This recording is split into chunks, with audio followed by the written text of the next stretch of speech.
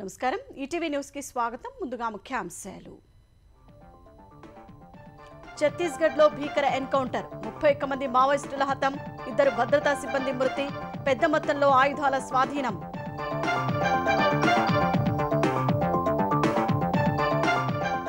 2026 మార్చి తర్వాత దేశంలో naxalism ఉండదన్న Amit Shah Maoist రహిత భారత్ గా తీర్చిదిద్దుతామని పునరుద్ఘాటన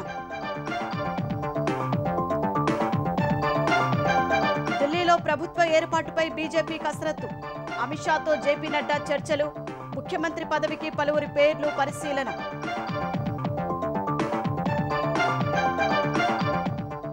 మణిపూర్లో కీలక పరిణామం సీఎం పదవికి బీరేన్ సింగ్ రాజీనామా బీజేపీ నాయకత్వం ఆదేశాల మేరకే వైదొలిగినట్లు సమాచారం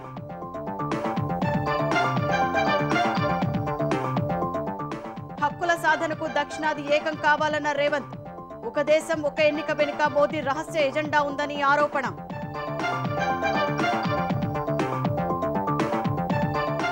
తెలంగాణలో కులగణన అశాస్త్రీయంగా జరిగిందన్న కేటీఆర్ 5.5% ప్రజలు తగ్గారని వెల్లడి మళ్లీ చేపట్టాలని డిమాండ్ ఏపీలో ఆగిన అభివృద్ధిని పరుగులు పెట్టిస్తున్నామన్న మంత్రులు రహదారుల మరమ్మతులను శరవేగంగా చేస్తున్నట్లు వెల్లడి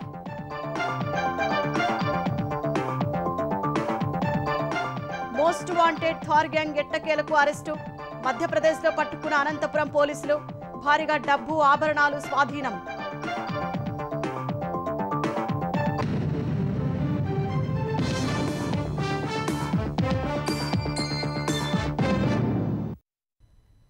ఛత్తీస్గఢ్ అడవుల్లో మరోసారి తుపాకీలు గర్జించాయి దండకారణ్యం మరోసారి రక్తసిక్తమైంది బీజాపూర్లో భద్రతా దళాలు మావోయిస్టులకు మధ్య జరిగిన భీకర ఎన్కౌంటర్లో 31 మంది మావోయిస్టులు మృతి చెందారు వారిలో 11 మంది మహిళలు ఉన్నారు ఎదురుకాల్పుల ఘటనలో 2 భద్రతా సిబ్బంది అసువులు బాశారు ఛత్తీస్గఢ్ చరిత్రలోనే ఇది రెండో భారీ ఎన్కౌంటర్ అని అధికారులు తెలిపారు దేశంలో 2026 మార్చి నాటికి మావోయిస్టులను తుడిచిపెడతామని కేంద్ర హోంమంత్రి అమిత్ షా లక్ష్యం నిర్దేశించిన నేపథ్యంలో ఛత్తీస్గఢ్లోని దండకారణ్యం మరోసారి కాల్పుల మోతతో దద్దరిల్లింది బీజాపూర్ జిల్లా బస్తర్ నేషనల్ పార్కులో భద్రతా దళాలు మావోయిస్టుల మధ్య భారీ ఎన్కౌంటర్ చోటు చేసుకుంది ఈ ఘటనలో 31 మంది మావోయిస్టులు మృతి చెందగా 2 భద్రతా సిబ్బంది ప్రాణాలు కోల్పోయారు మరో 2 సిబ్బంది గాయపడినట్లు అధికారులు వెల్లడించారు మరణించిన వారిలో ఒకరు ఛత్తీస్గఢ్ పోలీస్ జిల్లా రిజర్వ్ గార్డుకు చెందిన సిబ్బంది కాగా మరొకరు స్పెషల్ టాస్క్ ఫోర్స్ కు చెందిన వారిగా గుర్తించినట్లు అధికారులు తెలిపారు పశ్చిమ బస్తర్ ప్రాంతంలో శుక్రవారం మావోయిస్టుల కదలికలకు సంబంధించి భద్రతా దళాలకు కీలక సమాచారం అందింది దీంతో బీజాపూర్ నేషనల్ పార్క్ లో సంయుక్తంగా కూంబింగ్ చేపట్టిన డీఆర్జీ ఎస్టీఎఫ్ దళాలకు మావోయిస్టులు తారసపడ్డారు బలగాలను చూసిన మావోయిస్టులు కాల్పులకు తెగబడ్డారు వెంటనే అప్రమత్తమైన సిబ్బంది ఎదురు కాల్పులు జరిపి మావోయిస్టులను హతమార్చినట్లు అధికారులు తెలిపారు ఛత్తీస్గఢ్ చరిత్రలోనే ఇది రెండో భారీ ఎన్కౌంటర్ అని పేర్కొన్నారు గతంలో జరిగిన ఎదురు కాల్పుల్లో 41 మంది మావోయిస్టులు మృతి చెందారు తాజా ఘటనపై స్పందించిన బస్తర్ ఐజీ సుందర్ రాజ్ ఎదురు కాల్పుల్లో 31 మంది మావోయిస్టులు మరణించినట్లు ధృవీకరించారు గాయపడిన 2 జవాన్లకు ప్రాణాపాయం తప్పిందని ప్రస్తుతం మెరుగైన వైద్యం కోసం విమానంలో తరలించినట్లు చెప్పారు ఘటనా స్థలంలో మావోయిస్టుల మృతదేహాలతో పాటు పెద్ద మొత్తంలో ఆయుధాలు మందుగుండు సామాగ్రిని పోలీసులు స్వాధీనం చేసుకున్నట్లు చెప్పారు ఘటనా స్థలి చుట్టుపక్కల ప్రాంతాల్లో గాలింపు చర్యలు కొనసాగుతున్నట్లు తెలిపారు जिला बीजापुर के नेशनल पार्क इलाके में माओवादियों की उपस्थिति के आसूचक के आधार पर डीआरजी एसटीएफ बस्तर फाइटर एवं अन्य सुरक्षा बल का टीम अभियान के लिए रवाना की गए थे अभियान के दौरान आज दिनांक 9 फरवरी को प्रातः 8 बजे से अनेक बार माओवादी एवं सुरक्षा बल के बीच में मुठभेड़ हुई मुठभेड़ के पश्चात इलाके के सर्चिंग में कुल 31 माओवादियों का डेड बॉडी अभी तक रिकवर किए गए थे घटनास्थल से काफी बड़ी मात्रा में AK-47 INSAS SLR BJ launchers इस प्रकार का हथियार भी रिकवर किए गए थे उस मुठभेड़ में हमारा 2 जवान घायल हुआ और 2 हमारा जो DRG STF का जवान मुठभेड़ में उनका शहादत भी हुआ కేంద్ర హోంశాఖ సంకల్పంలో భాగంగా ఈ ఏడాది ఇప్పటి వరకు 81 మంది మావోయిస్టులను బలగాలు మట్టుబెట్టాయి గతేడాది 219 మందిని హతమార్చాయి దేశంలో 2026 మార్చి 31 తర్వాత ఏ పౌరుడు మావోయిస్టుల కారణంగా ప్రాణాలు కోల్పోడని కేంద్ర హోంమంత్రి అమిత్ షా ఉద్ఘాటించారు బీజాపూర్ ఎన్కౌంటర్పై ఎక్స్ వేదికగా స్పందించిన కేంద్ర మంత్రి 2026 మార్చి నాటికి నక్సలిజాన్ని పూర్తిగా అంతం చేస్తామని పునరుద్ఘాటించారు. భారత్ను నక్సల్ రహితంగా మార్చే దిశగా భద్రతా బలగాలు భారీ విజయాన్ని సాధించాయని ప్రశంసించారు. ఈ ప్రయత్నంలో 2 వీర సైనికుల్ని కోల్పోయామని, వారికి దేశం ఎల్లప్పుడూ రుణపడి ఉంటుందన్నారు. అమరులైన జవాన్ల కుటుంబాలకు ప్రగాఢ సానుభూతి తెలియజేస్తున్నట్లు అమిత్ షా పేర్కొన్నారు. మణిపూర్ సీఎం ఎన్ బీరేన్ సింగ్ తన పదవికి రాజీనామా చేశారు. పలువురు ఎమ్మెల్యేలతో కలిసి రాజ్భవన్కు వెళ్లిన ఆయన రాజీనామా లేఖను గవర్నర్ అజయ్ భల్లాకు అందజేశారు. రేపటి నుంచి బడ్జెట్ సమావేశాలు జరగనున్న నేపథ్యంలో ఢిల్లీ వెళ్లిన బీరేన్ సింగ్ తిరిగి మణిపూర్ వెళ్లిన వెంటనే రాజీనామా చేశారు. ఇప్పటి వరకు మణిపూర్కు సహాయ సహకారాలు అందించిన కేంద్రానికి ధన్యవాదాలు తెలిపారు. మణిపూర్లో అభివృద్ధి పనులు చేపట్టిన కేంద్రం వాటిని కొనసాగించాలని కోరారు. కొన్నాళ్లుగా జాతుల మధ్య అడ్డలతో మణిపూర్ అట్టుడుగుతోంది. ఈ క్రమంలో ఇటీవల భద్రతా బలగాలు నిరసనకారుల మధ్య ఘర్షణ జరిగింది. సీఎం అల్లుడి నివాసం సహా 3 మంత్రులు 6 ఎమ్మెల్యేల నివాసాలపైన దాడులు జరిగాయి. ఈ నేపథ్యంలోనే బీరేన్ సింగ్ రాజీనామా చేసినట్లు తెలుస్తోంది. 2017లో తొలిసారి మణిపూర్ ముఖ్యమంత్రిగా బీరేన్ సింగ్ బాధ్యతలు స్వీకరించారు. రెండోసారి 2022లో సీఎంగా నియమితులయ్యారు. ఒకే దేశం ఒకే ఎన్నిక నినాదం వెనుక ఒకే వ్యక్తి ఒకే పార్టీ అనే ప్రధాని మోదీ రహస్య ఎజెండా ఉందని సీఎం రేవంత్ రెడ్డి ఆరోపించారు. కేరళ రాజధాని తిరువనంతపురంలో ఓ దినపత్రిక నిర్వహించిన సదస్సులో పాల్గొన్న రేవంత్ రెడ్డి తెలంగాణ అన్ని రంగాల్లో మంచి రైజింగ్లో ఉందని తెలిపారు. ఈ దిశలో కేంద్ర సహకారం అందించాల్సిందేనని స్పష్టం చేశారు. తెలంగాణను ప్రపంచంలో మోడల్గా తీర్చిదిద్దాలనే ప్రయత్నంలో తాను ఉన్నట్లు వెల్లడించారు. 10 ఏళ్ల కాలంలో బీఆర్ఎస్ చేసిందేమీ లేదని, కనీసం 25,000 కోట్ల పెట్టుబడులు తీసుకురాలేకపోయారని ఎద్దేవా చేశారు. ప్రపంచంలో హైదరాబాద్కు ముఖ్య స్థానం ఉండేలా ప్రణాళిక అమలు చేస్తున్నట్లు పేర్కొన్నారు.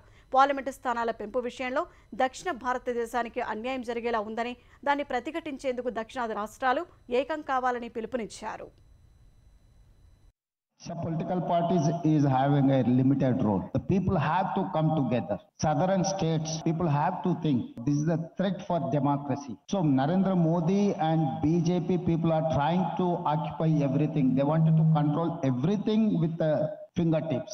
So this is the time we have to react. If you are going to ask political parties or political leaders, yes, they have their own agenda. They wanted to settle score with this platform. So my appeal is that people have to come together. We have to fight like anything. So if necessary, I will initiate all this momentum. Congress ప్రభుత్వం నిర్వహించిన BC కులగణన survey అశాస్త్రీయంగా జరిగిందని resurvey చేయాలని BRS కార్యనిర్వాహక అధ్యక్షుడు KTR demand చేశారు. తెలంగాణ భవన్లో BRS BC ముఖ్య నేతలతో సమావేశమైన కేటీఆర్ బీసీ కులగణన, స్థానిక సంస్థల్లో బీసీలకు 42% రిజర్వేషన్ల సాధన అంశాలపై సమీక్ష జరిపారు. కులగణనలో 5.5% జనాభాను తగ్గించారని కేటీఆర్ ఆరోపించారు. దాదాపు 22 లక్షల మందిని లేనట్లు చిత్రీకరించారని తెలిపారు. రీసర్వే విషయంలో బీఆర్ఎస్ కూడా చొరవ తీసుకుంటుందని చెప్పారు. బీసీలకు అన్యాయం చేసి తప్పించుకునే ప్రయత్నం చేయవద్దని కాంగ్రెస్ ప్రభుత్వాన్ని కేటీఆర్ డిమాండ్ చేశారు. 5.5% జనాభా తగ్గించి దాదాపు 22 లక్షల మందిని ఉన్న వాళ్లను లేనట్టుగా చిత్రీకరించే దుర్మార్గం ఏదైతే రేవంత్ రెడ్డి చేసిండో దానికోసం వెంటనే ఈ రాష్ట్రంలోని బీసీలను రేవంత్ రెడ్డి క్షమాపణ కోరాలని చెప్పి మేము డిమాండ్ చేస్తా ఉన్నాం. నీ కులగణన పూర్తి తప్పుల తడక, పూర్తి అశాస్త్రీయం, అసంబద్ధం, అర్ధరహితం. ఈ మాట మేం మాత్రమే కాదు, రాష్ట్రంలోని బీసీ సంఘాలు అంటున్నాయి. స్వయంగా మీ కాంగ్రెస్ పార్టీ ఎమ్మెల్సీ కూడా ఇది చిత్తు కాగితంతో సమానం, దీన్ని కాలబెట్టినా తప్పులేదని కాలబెట్టి. అందుకే వెంటనే రీసర్వేకి ఆదేశించు. 15 రోజుల, నెల రోజుల తీసుకో, సరైన లెక్కలు తేల్చండి. ఏపీలో వైసీపీ హయాంలో నిలిచిపోయిన అభివృద్ధిని కూటమి ప్రభుత్వం వచ్చాక పరుగులు పెట్టిస్తున్నామని మంత్రులు చెప్పారు. నెల్లూరు జిల్లా ఆత్మకూరులో 5 మంత్రులు నారాయణ, పీసీ జనార్దన్ రెడ్డి, రామ్ నారాయణ రెడ్డి, ఫరూక్, సవిత పర్యటించి పలు అభివృద్ధి పనులకు శ్రీకారం చుట్టారు. ఆత్మకూరు టిట్కో కాలనీలో 25 లక్షల రూపాయలతో ఏర్పాటు చేయనున్న సీతారాముల ఆలయ నిర్మాణానికి తొలుత శంకుస్థాపన చేశారు. మహాత్మా జ్యోతిరావు పూలే బీసీ బాలికల గురుకుల పాఠశాలను ప్రారంభించారు. పంచాయతీరాజ్ శాఖ ఆధ్వర్యంలో నూతనంగా నిర్మించే అతిథి గృహానికి శంకుస్థాపన చేశారు. ఆర్ఎండ్బీ శాఖ ఆధ్వర్యంలో నిర్మించిన అతిథి గృహాన్ని ప్రారంభించారు.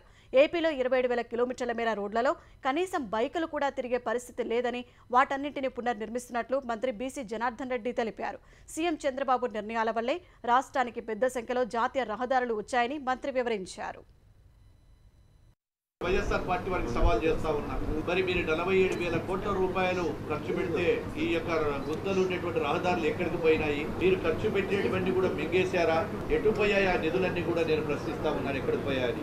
R&B కాంట్రాక్టర్ ఏదైనా చేసిన పనులకు కూడా అప్పు కట్టలేకపోతే నాబార్డు ద్వారా కానీ NDB ద్వారా కానీ దాదాపుగా 2,500 కోట్ల రూపాయలు వారు చేసినటువంటి బిల్లులకు మా ప్రభుత్వం వచ్చిన తర్వాత గౌరవ ముఖ్యమంత్రి గారు చంద్రబాబు నాయుడు గారు ఇవ్వడం జరిగింది. సచివాలయంలో ఈ నెల 11న అన్ని శాఖల మంత్రులు కార్యదర్శులతో సీఎం చంద్రబాబు సమావేశం కానున్నారు. ఉదయం 10:30 నుంచి సాయంత్రం 6 గంటల వరకు జరగనున్న ఈ సమావేశంలో పాలనా అంశాలపై చర్చించనున్నారు. 2 సెషన్లుగా జరిగే ఈ సమావేశంలో ప్రభుత్వం చేపట్టిన కార్యక్రమాలపై చర్చించనున్నారు.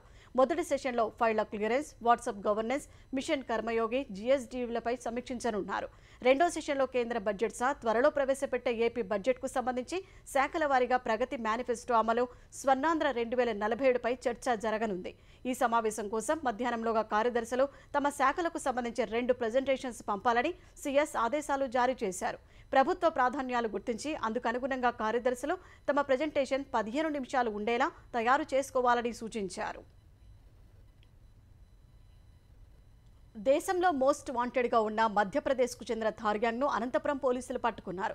18 రోజుల క్రితం అనంతపురంలోని శ్రీనగర్ కాలనీలో ఒక ఇంట్లో భారీ చోరీ జరిగింది. ఇది థార్ గ్యాంగ్ పనేనని గుర్తించిన పోలీసులు 4 ప్రత్యేక బృందాలను రంగంలోకి దింపారు. మధ్యప్రదేశ్లోని మారుమూల గ్రామాల్లో ఈ ముఠా కోసం దర్యాప్తు చేసి టెక్నాలజీ సాయంతో 3 పట్టుకున్నారు. వారి నుంచి 90 లక్షల విలువ చేసే బంగారు, వజ్రాల ఆభరణాలతో పాటు 19,35,000 నగదు, 3 బైక్లు స్వాధీనం చేసుకున్నామని ఎస్పీ జగదీష్ వెల్లడించారు. నిందితులపై ఏపీ, తెలంగాణ, తమిళనాడు, గుజరాత్ రాష్ట్రాల్లో 10ల సంఖ్యలో కేసులు ఉన్నట్లు తెలిపారు. ఒక్క దక్షిణ భారతదేశంలోనే 32కు పైగా కేసులు ఉన్నట్లు ఎస్పీ జగదీష్ వివరించారు. వీళ్ళు ఓన్లీ అవుట్స్కట్స్లో ఉన్నటువంటి విల్లాస్, పాష్ లొకాలిటీస్ మాత్రమే చూస్ చేసుకుంటారు. బయట నుంచి ఏ హౌస్ తాళం వేసి ఉంటే హౌస్ని బ్రేక్ చేసి దొరికేటటువంటి ప్రాపర్టీని వీళ్ళు తీసుకెళ్లడం జరుగుతుంది. A1 ఎవరు ఉన్నారు? నారు పచావర్, అతని మీద ఒక 34 కేసెస్ అండ్ A2 మీద ఒక 4 కేసెస్. A3 అబ్స్కాండింగ్ ఉన్నారు, అతని మీద ఒక 27 కేసెస్ ఉన్నాయి. ఇంత పెద్ద ఎత్తున రికవరీ చేయడం అనేది is a record from them. ఒంటరిగా నివసిస్తున్న వృద్ధురాలిని దుండగులు గొంతు కోసి చంపిన ఘటన బాపట్ల జిల్లా రేపల్లెలో జరిగింది. 65 ఏళ్ల సరస్వతి ఒంటరిగా నివసిస్తుండగా ఈ తెల్లవారుజామున దుండగులు ఇంట్లోకి చొరబడి కత్తితో వృద్ధురాలి గొంతు కోసి హత్య చేశారు. ఉదయం ఆమె బయటకు రాకపోవడంతో స్థానికులు తలుపులు తెరిచి చూడగా చనిపోయినట్లు గుర్తించారు. వెంటనే మృతురాలి బంధువులకు సమాచారం అందించారు. మృతురాలి కుటుంబ సభ్యులు పోలీసులకు ఫిర్యాదు చేయడంతో కేసు నమోదు చేసి క్లూస్ టీంతో దర్యాప్తు చేపట్టారు.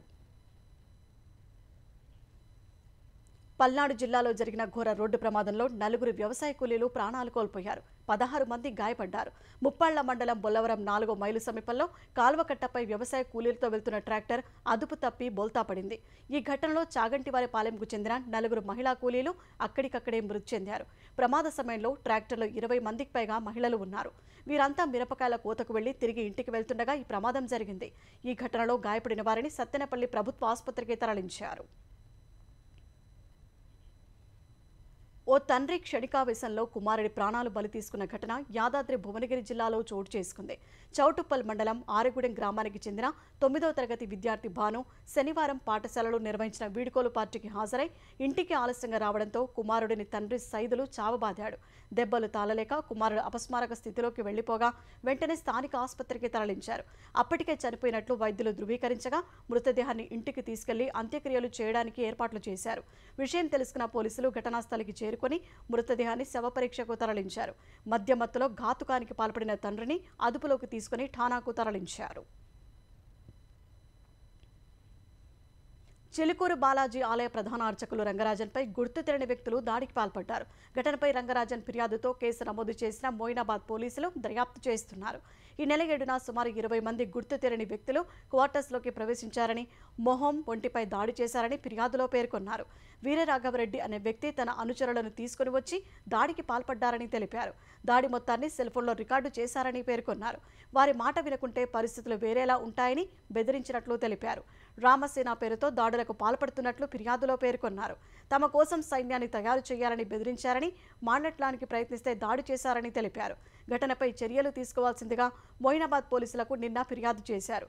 కేసు నిందితులపై పలు సెక్షన్ల కింద కేసు నమోదు చేసిన పోలీసులు దాడికి పాల్పడిన వీర రాఘవరెడ్డిని అరెస్టు చేశారు. మిగిలిన నిందితుల కోసం గాలిస్తున్నారు. గ్రేటర్ హైదరాబాద్ ఎన్నికలు ఎప్పుడు జరిగినా ఎక్కువ సంఖ్యలో బీజేపీ కార్పొరేటర్లు గెలిచేలా ఇప్పటి నుంచే ప్రణాళికలు తయారు చేసుకోవాలని ఆ పార్టీ తెలంగాణ అధ్యక్షుడు కేంద్ర మంత్రి కిషన్ రెడ్డి అన్నారు. హైదరాబాద్ నాంపల్లిలోని బీజేపీ కార్యాలయంలో జీహెచ్ఎంసీ బీజేపీ కార్పొరేటర్లతో ఆయన సమావేశమయ్యారు. రాబోయే జీహెచ్ఎంసీ స్టాండింగ్ కమిటీ ఎన్నికల్లో పాల్గొనవద్దని నిర్ణయం తీసుకున్నారు. జీహెచ్ఎంసీ పరిధిలోని ప్రతి డివిజన్లో బూత్ కమిటీలు, డివిజన్ కమిటీలు వేసుకోవాలని కార్పొరేటర్లకు సూచించారు. రాబోయే ఎమ్మెల్సీ ఎన్నికల్లో కూడా కార్పొరేటర్లు కీలకంగా వ్యవహరించాలని, అభ్యర్థుల గెలుపు కోసం కృషి చేయాలని దిశానిర్దేశం చేశారు. అంతకుముందు ఢిల్లీ అసెంబ్లీ ఎన్నికల్లో బీజేపీ విజయం పట్ల రాష్ట్ర కార్యాలయం వద్ద నేతలు సంబరాలు జరుపుకున్నారు.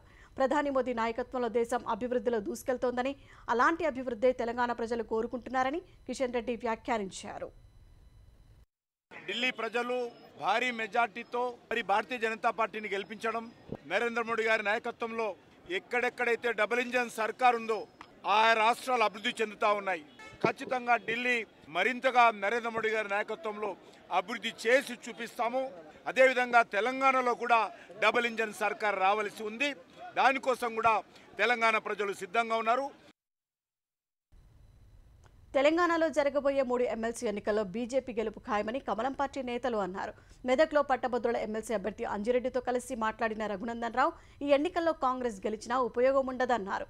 పార్టీ కీలక నేతలు కేసీఆర్, కేటీఆర్, హరీష్, కవిత పరిధిలోని నియోజకవర్గంలోని బీఆర్ఎస్కు అభ్యర్థి దొరకడం లేదని ఎద్దేవా చేశారు. 14 నెలల పాలనలో రేవంత్ సర్కార్ ఉద్యోగులకు ఒక్క డిఏ సైతం ఇవ్వలేదని ఆరోపించారు. కాళేశ్వరం భూ కబ్జాలతో రాష్ట్రంలో దోచుకున్న గులాబీ పార్టీని ఇంటికి పంపినట్లుగానే ఢిల్లీలోనూ ప్రజలను కేజ్రీవాల్ను ఓడించారని తెలిపారు.